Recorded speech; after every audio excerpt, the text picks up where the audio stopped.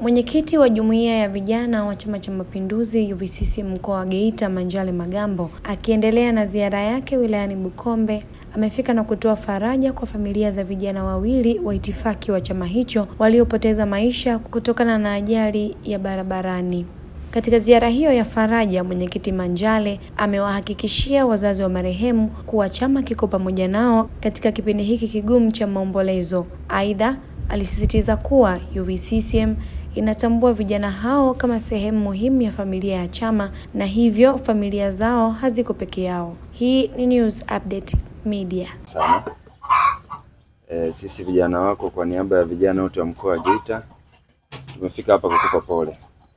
Lakini pia tumefika kukupa pole kwa niaba ya Chama cha Mapinduzi mkoa wa Geita tukiongozwa na mwenyekiti wetu Nicholas Kasendamila. Tunatambua kijana mwenzetu huyu aliyetangulia mbele ya haki. Jafet alikuwa ni msaada sana kwenye chama chetu. Wewe mwenyewe mama ni shahidi, ulikuwa pia unampa ruhusa, anatoka nyumbani hata siku kadhaa anakuja kutumikia chama chetu. Sisi tunatambua mchango wake.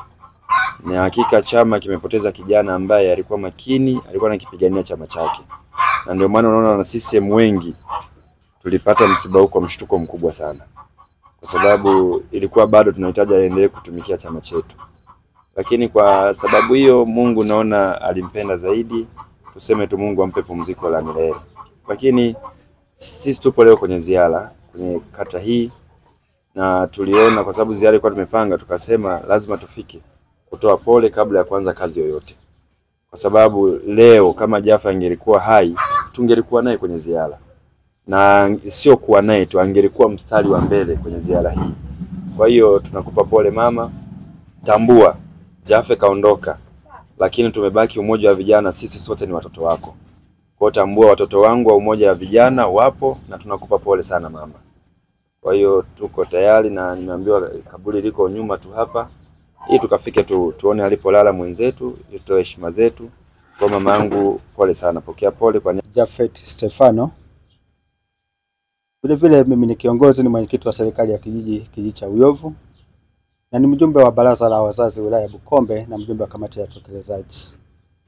Ndugu mwenyekiti wa umoja wa vijana mkoa wa Geita, ndugu mwenyekiti wa umoja wa vijana wilaya yetu ya Bukombe, katibu, mwenyekiti wa vijana wa kata ya Uyovu, kwa heshima kubwa kwa niaba ya familia, nipende kusema neno la shukrani kwenu ndugu mwenyekiti wa mkoa vijana.